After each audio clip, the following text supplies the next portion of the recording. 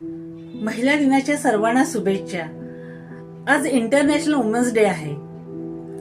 आज मी तुम्हाला एका स्त्रीच्या मनातील आवाज तुमच्या पुढे मांडणार आहे. कल्पना करा, एक छोटी मुलगी आपल्या आईला म्हणते, मी मुलगी म्हणून जन्माला आले, मी काही कमी आहे का?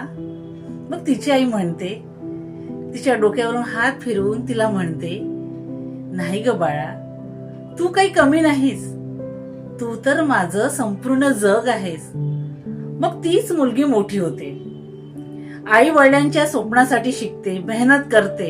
पण समाज तिला कधी कधी सांगतो, तू हे काम करू शकत नाही, हे काम तुझ्याशी जमणार नाही, हे काम मुलांचं आहे. मग ती स्वतःलाच प्रश्न करते, मी खरंच कमजोर आहे का? नाही नाही, ती कमजोर नाही. कारण इतिहास सांगतो, सावित्रीबाई फुल्यांनी अपमान सहन करून मुलींसाठी शाळा सुरू केल्या. राणी लक्ष्मीबाई यांनी हातात तलवार उचलून स्वाभिमान जपला आणि संपूर्ण जगाला दाखवून दिलं की स्त्री ही रणांगण जिंकू शकते. आणि जिजाबाई यांनी संस्कार देऊन महान राजा घडवला. मी तुम्हाला सांगते की स्त्री ही एक व्यक्ती नाही, ती आई आहे, बहीण आहे, पत्नी आहे, मैत्रीण आहे, संपूर्ण कुटुंबाची ताकद आहे. पण कधी कधी रात्री उशीवर डोकं ठेवून शांतपणे रडते, कारण तिलाही स्वप्न असतात, तिलाही भावना असतात. तिलाही वाटते की आपल्याला कुणीतरी विचारलं पाहिजे, तू कशी आहेस?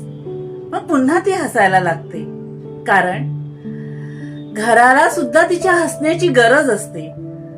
आज महिला दिन आहे, फुलं देऊ, शुभेच्छा देऊ, पण खरी भेटवस्तू काय आहे माहित आहे का? तिला सन्मान द्या, तिच्यावर विश्वास दाखवा, तिच्यावर विश्वास ठेवा आणि तिच्या स्वप्नांना उंच ओढण्याची संधी द्या.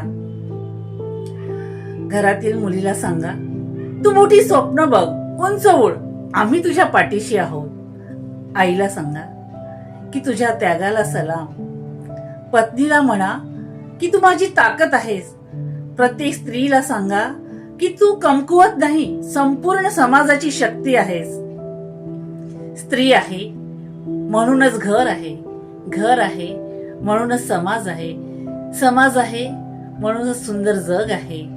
आज महिला दिनाच्या निमित्ताने आपण संकल्प करूया, स्त्रीला स्वाभिमान देऊ, तिच्या स्वप्नांना उंच ओढण्यासाठी बळ देऊ आणि समानतेचं सुंदर स्वप्न निर्माण करू. धन्यवाद.